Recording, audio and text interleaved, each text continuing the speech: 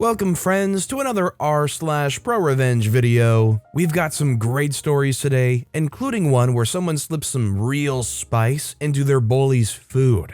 But first, a story by Aces 2, Girls Can't Grapple. This is entirely my 11-year-old daughter's revenge story. I had nothing to do with it. As you may have guessed from the title, my daughter does MMA. She just started a few months ago, but she's totally into it, especially the jiu-jitsu aspect. She loves learning and practicing all the different grappling moves. We actually got her a few private lessons so she could learn more about it, and maybe I'm biased, but she's pretty darn good. The dojo held a grappling tournament a few weeks back, and she was one of 5 kids in her belt bracket. We registered her as soon as we could, and she was excited for the entire week leading up to it. She rolled in early that Saturday ready to go. One of the other kids in her belt bracket was a boy we don't know at all. Not his name or how long he's been doing MMA. All we know is that my daughter told him that they were in the same bracket and said something along the lines of, "Oh, girls can't grapple, I'm gonna win."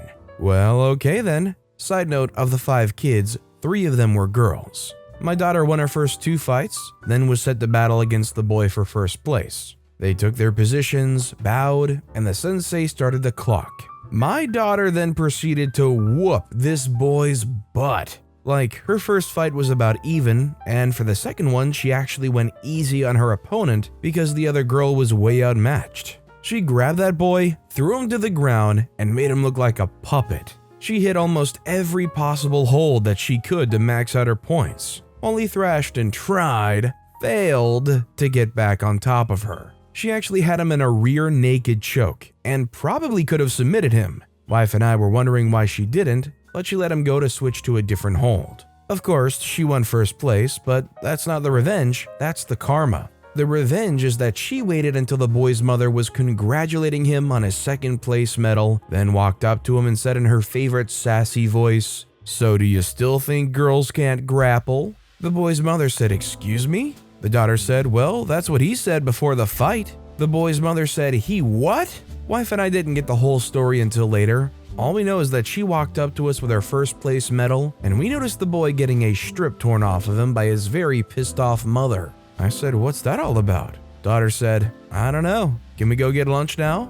She finally told us the story over Red Robin. We got her a milkshake for dessert. This might be a controversial topic, but how do you guys feel about these certain classes allowing for both boys and girls to match up against each other in something such as MMA? Do you guys think it's okay if the skill levels are pretty much similar, or would you say you're of the opinion that boys and girls shouldn't be matching up in these grappling physical sports? I'd like to know what you guys think in the comments down below. Our next story is by Infinium Vortex. Director said process contracts faster and don't fuss over details. Okay, you'll lose bonus. I work with a federal contractor responsible to buy or bundle hardware, software, etc. any government organization needs and review the contract in terms of financial viability and legal clauses. In other words, ensure we make money and we're legally covered. The contracts range from $5,000 to $40 million. Last year, our company went through a reorganization,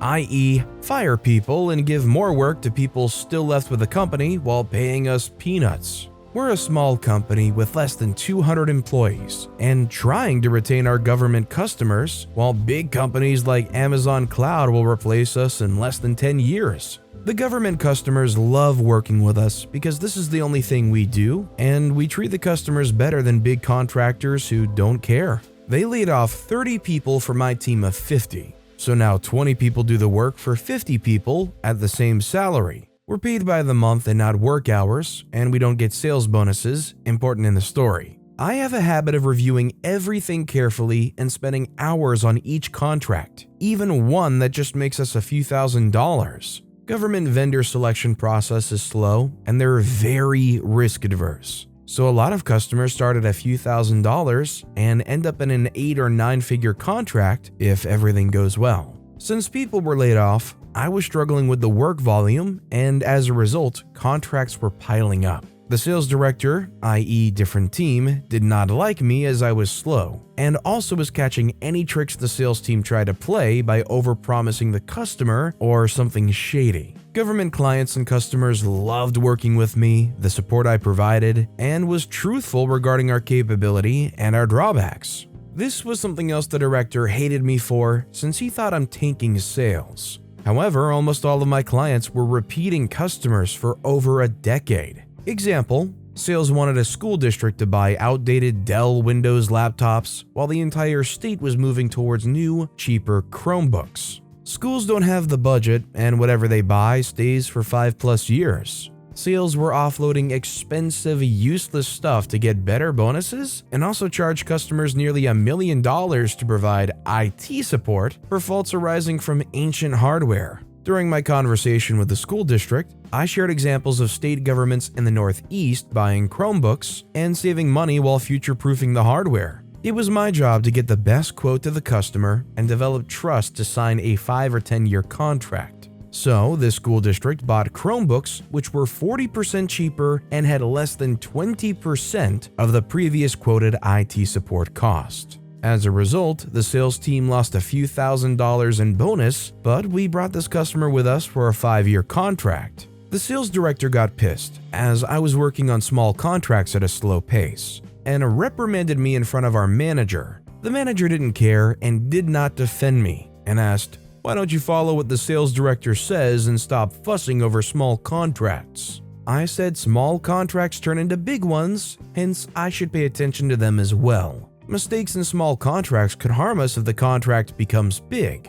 I'm struggling at work because you gave me the job of 3 or 4 people. At this point, he was shouting at me that I don't understand contracts. He's been doing this stuff for 5 years, and he makes more money in a month than I do in a year. So I should listen to him and not question him. This was a bit insulting as I live in a shared apartment and am struggling to make ends meet while he drives an expensive luxury car and just goes out on fancy lunches with government employees. I asked the sales director to send an email with a list of suggestions to improve my work. He rudely complied and said, "Can you not even remember what I just said in the meeting?" His email said, "Do not review contracts less than $100,000 and trust sales team that due diligence has been done." I replied by copying my manager in the email that this could create liability in the future and want him to confirm again that the sales team will do financial and legal compliance themselves for the small contracts, and I need to stop revising small government contracts below $100,000 with no exceptions until told otherwise. This was gold. Instead of 2 hours, I spent 10 minutes on small contracts, and voila, backlog cleared, and I'm home by 6:30 p.m. Now, a contract worth $10,000 comes through. I found some issues with this contract since it said we offer 30% rebates to our software providers. This was something we stopped doing 5 years ago, and now we just offer software providers a 5 to 10% rebate on contracts. Also, I knew the government client recently got a massive budget and was on a spending spree, part of my job. There's a high chance that this $10,000 customer will become a $100 million, and the 30% rebate means we have to give $30 million on top of the usual cost. But I remembered what the sales director said. Why don't you follow what the sales director says and stop fussing over small contracts? So 10 minutes later I email, "No issues detected based on compliance check by the sales team." As I mentioned, government contracts are slow. No one cared or raised the 30% rebate issue since it was just a $10,000 customer. 10 months later, the state government customer said they want to work with us and get at least the same terms or better terms for a new $50 million contract. This was the largest contract in our company's history. The sales director happily gave him a handshake deal that will offer the same or better terms. Government can legally just buy more in their current contract, so the sales director had no issue promising the same terms. Given contract size, everyone from legal, IT, and finance gets involved to work on just one contract. For 3 months, everyone worked on one contract. The sales team were giddy that they'd get a $1 million bonus. I don't get a sales bonus to ensure I protect customers and the company. The finance team finishes their review and said the company's going to lose $8 million and not make any money. Everyone is shocked. The sales director gave a deal without checking with us, and we can't go back on something we offer. Changing contract terms is frowned upon by the government, and they have legal contracts stating nothing will change. we are legally obligated to offer the government the same terms for 3 years. The legal team says we need to take a hit on our balance sheet and swallow the losses. The CEO called a big meeting in a fancy conference room with big TV screens, and everyone had to find a scapegoat to take the blame. Every department lead, managers, and people involved in this contract were summoned. The sales leader had to explain to his team why they won't get bonuses on this big contract they spent over 3 months. Finally, legal and finance meet and share their findings that we lost money due to the 30% rebate clause. The sales director goes crazy and blamed me in front of everyone and asked me to pack my stuff in front of 30 people. Follows by saying I'm terrible at my job despite 100% customer satisfaction. I calmly opened my laptop and connected the display cable and opened Outlook while displaying on his email on 3 big TV screens stating that I should stop reviewing small contracts. While all 30 people read that email with a faint smile, I awaited the sales director's reaction. He goes into rage mode, claiming I misunderstood his email and am terrible at my job. Then I scroll down to where he ignored my warning regarding potential liability to the company, and his response explicitly asked me to ignore that. His face turned white when he realized he screwed up. He then blabbered trying to find some other scapegoat, making racist tirades towards our IT consultants in Vietnam and just lost it. Aftermath, I was told to spend 2 to 3 hours on each contract, and the company eventually figured out that it's cheaper for them to hire 20 people like me and pay us $70,000 every year than to take big losses on their contracts. Our team had 40 members now, still less than 50, but enough to offset the contract volume. Because of the losses, the sales director had to pay back his previous year's bonus as he had a clawback clause with the company, i.e., if you screw up, you need to pay us. The sales director had to pay nearly $300,000 and was fired from his job. Present day, he then sued our company for wrongful termination, and we just heard today that he lost the case and now owes us another $200,000 legal fee. Now he owes over $500,000 to our company. First of all, if you're enjoying these stories, make sure to hit those like and subscribe buttons down below so you never miss any of my daily uploads. That said, I understand how nice it is when you can find ways to optimize processes or even automate them, but if you're going to make a daring leap like that, you gotta try and consider all the circumstances and weigh the potential of that totally biting you in the butt. Honestly, as bad as that sales director was, maybe the company in general doomed them by just being so understaffed, leading to that even happening. Our next story is by Zarafini, Old Boss Put Pettied. When I was in uni back in Halifax, Nova Scotia, I worked a job one summer and fall at a news cafe on Spring Garden Road. It's changed hands and rebranded since. There were 2 owners, one more a majority owner than the other, who had successfully opened multiple locations around the province and took on a business partner for this one. The business partner was a former military man with no experience in customer service or cafes or convenience stores. When I worked with a knowledgeable owner, the shifts would be fun and fly right by. Unfortunately, most of my shifts involved having the other owner, this fat idiot, sitting around staring at customers on the customer side of the counter as they walked in, adding a weird layer of uncomfortableness to the atmosphere. On occasion, he would try and help someone, only to inevitably need my help. I normally try to help other people learn new skills, but this guy was insufferable and would remind you constantly of his boss status and act like a jerk no matter what. I worked with him so often that to feel important, he created a list of duties to be done that he felt weren't being addressed enough. They were 100% being done, and posted it on the back wall with the title, OP's Duties. The other owner laughed so hard when he saw this list because there were 7 employees total, yet my name was on the list title and only my name. It probably didn't help that I was outspoken to the dumb owner, and he probably couldn't take the criticism and so tried to be petty towards me. Well, my own pettiness knows no bounds, so one task he had was to make paninis. The good owner can make multiple paninis and espresso-based drinks and help customers at the counter at the same time. The dumb owner could do none of those things except maybe scan candy or a magazine and use the debit machine. No matter what I was doing at the moment, if someone needed a sandwich, he would make me stop and do the sandwich.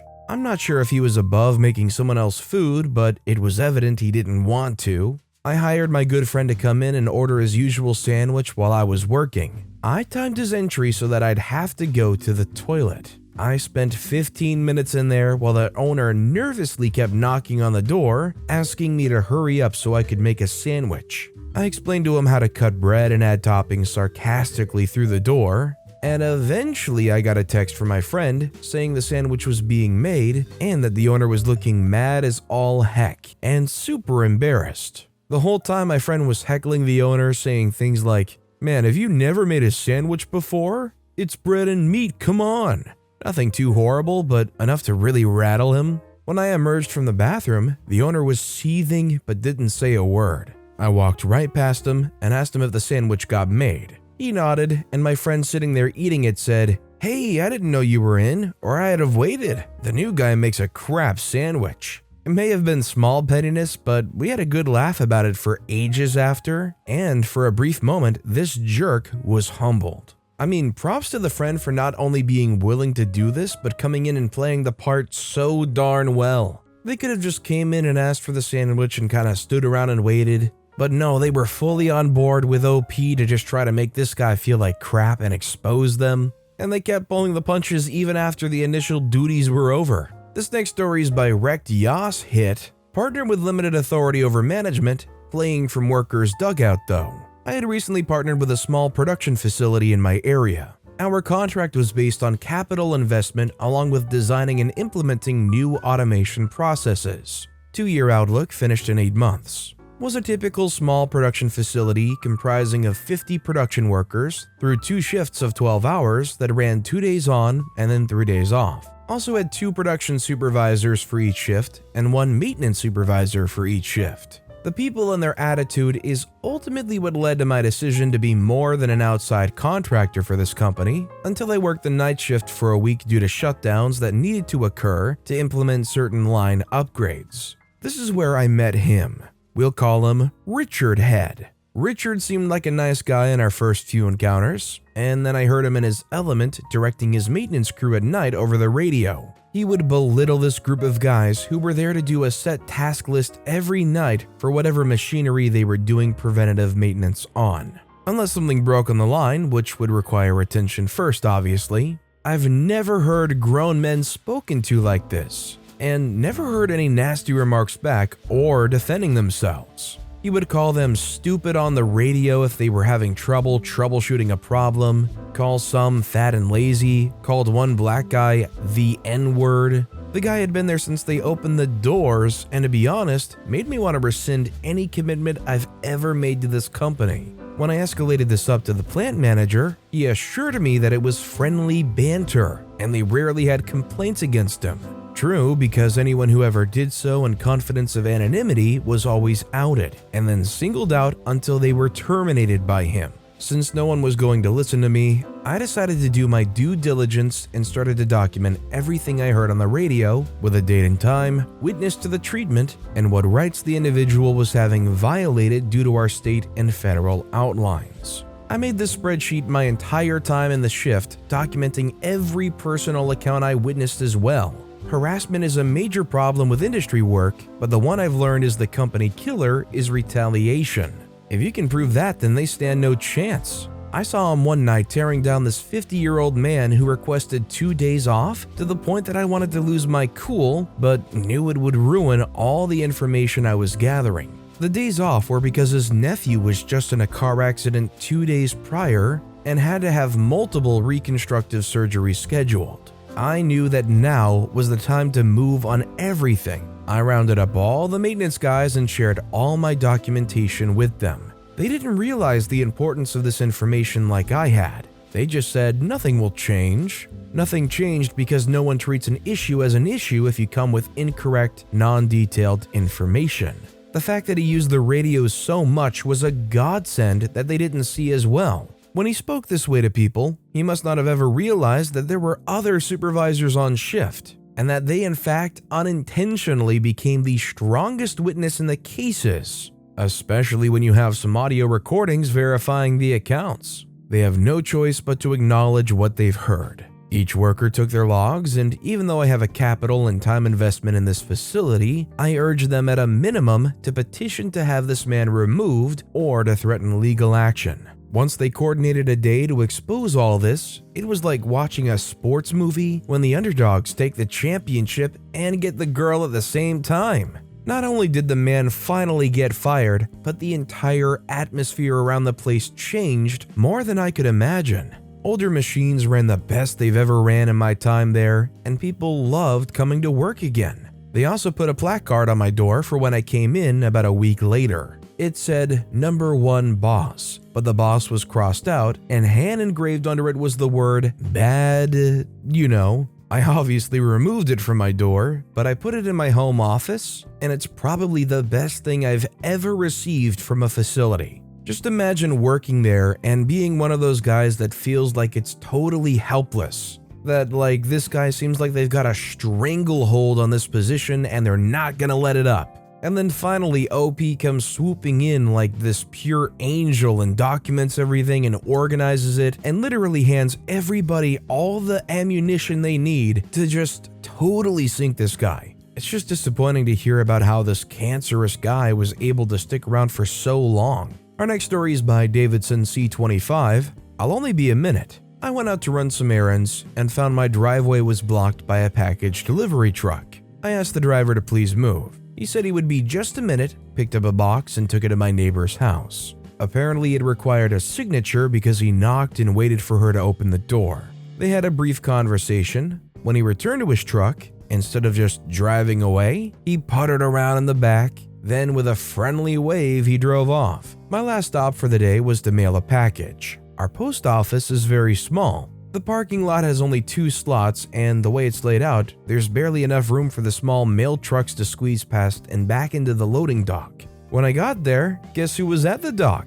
My old friend, the package delivery guy. Both parking spaces were empty, but I chose to park in the handicap slot, which is nearest the loading dock. I hung my placard from the mirror and got out. I went inside and gave my package to the clerk.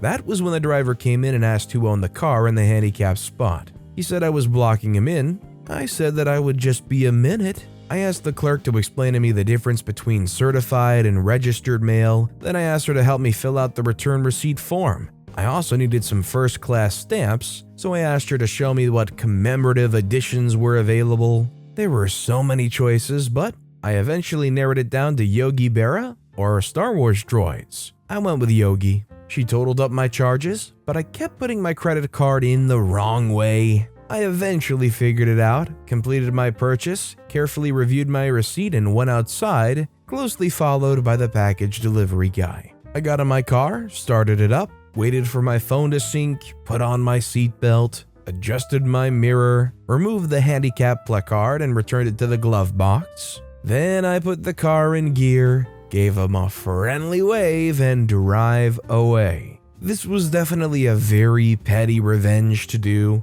but like if somebody's going to pull that stunt on you and then also sit around and kind of tool around and take their own sweet time just getting out of your way, it does really make you want to just give a case of it back to them in return.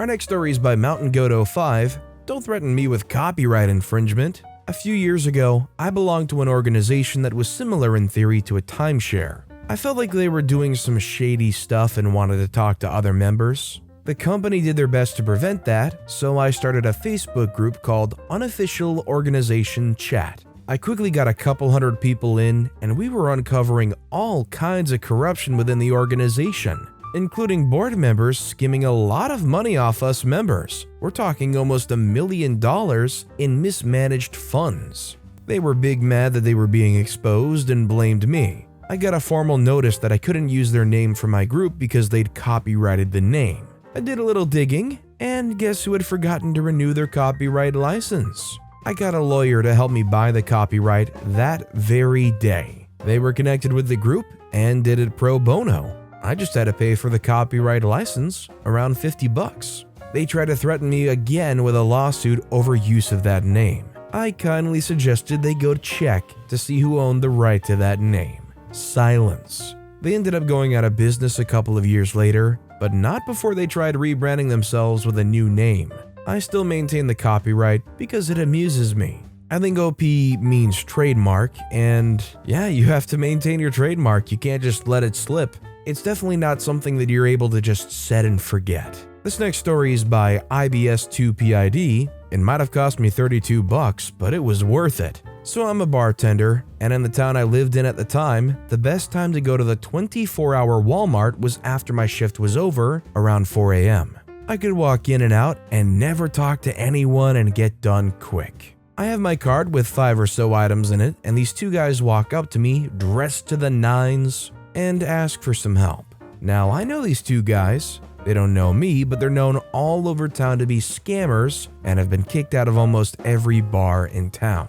The one guy asks, "Yo bro, can you help me out? I just dropped my girlfriend off from the hospital and we just had a baby. I just need some diapers and I don't get paid until Friday. It's Tuesday. Can you help me out?" Now again, I have personally banned these two from the bar I work at for stealing drinks off tables. They're well known. Even though I know the scam they're running, I say, "Sure, let's go." And off to the baby section we go. Now, the scam they're running is, they get a person to buy a semi-expensive box of diapers, and when that person leaves, exchange the diapers for the cash. Now we get to the baby section, and he grabs a mid-range pack of diapers. I had a good night behind the bar, so I say, "Hey man, go ahead and grab that big pack up top, the $32 box. It's the least I can do for you. I got 2 of my own and it's tough right now." And his eyes light the freak up. He grabs them and him and his buddy are super excited as we walk towards the tills. Now here's where I get the revenge. He starts walking towards the one open lane, but I swerve towards the self-checkout and he doesn't like that at all. He keeps trying to get me to go to the regular checkout lane so he can get his receipt. This is key. So I ring the diapers and he says thanks, and to his dismay, ring in a Blu-ray into it, and here's where I get him. I add that stupid $2 protection. I stop and say, "Darn, I forgot to get dog food," which I did actually need, but here you go, and I pay with a card. You can't get a cash refund for a credit card receipt. Now he's screwed. He still asks for the receipt, but I say, "Aw man, I can't. I gotta keep it for the protection I bought. I need the code." And say, "But you guys go ahead. Good luck with the new little one," and walk off, handing them their giant pack of diapers. I spend the next 30 minutes just walking around watching them try to beg the couple of cashiers for a refund for the pack of diapers. It's 4:30 a.m., customer service isn't open. They need that receipt and they just don't have it. I see them leave and I check out, and the one lady standing by the self-checkout says, "You know, they were just scamming you. The minute you left, they tried to get the money for those. They do that all the time." I replied, "Oh, I know, they're scammers. They're known all over downtown. That's why I added coverage to the DVD, and I paid with a card. I had an out for giving them the receipt, and now they have to leave with the diapers." She had a good laugh over that. I'm driving out of the parking lot and I see these two dudes walking down the road at 4:30 in the morning, looking like they just left the club with a giant pack of Huggies. I honked and waved as I went by. OP even added in a bonus where later on, because of the substances they're doing, they walked up to OP and asked them for some help, not knowing they already tried to scam OP before, and OP was like, "Oh, do you want more diapers?" The scammers go, "Oh, thanks anyway," and walk off. And our final story of the day is by Bella Cat, Muffin for the Bullies. This happened back in 8th grade. In our education system, we don't have middle school. Elementary lasts from 1st to 8th grade, and you're locked up with the same class for these 8 years. I'm pretty introverted and had a lot of trauma going on back around 3rd grade, so naturally most people started bullying me, and for years I stayed silent, earning the quiet kid title. In 8th grade, we had this Halloween party where everyone brought in snacks and stuff, and I might not have a lot of skills, but I can bake really good muffins. So, preparing for the party, I baked a big bunch of delicious chocolate-filled muffins. Well, when I say chocolate-filled, I mean most of them. There were 2 specific muffins that had a bit of a surprise in them. They were colored red with food coloring, and there were skulls drawn on them with chocolate sauce. They didn't stand out too much since all of the muffins were colored and decorated somehow, Anyways, these two were not filled with chocolate. Instead, there were 2 whole chili peppers baked into them.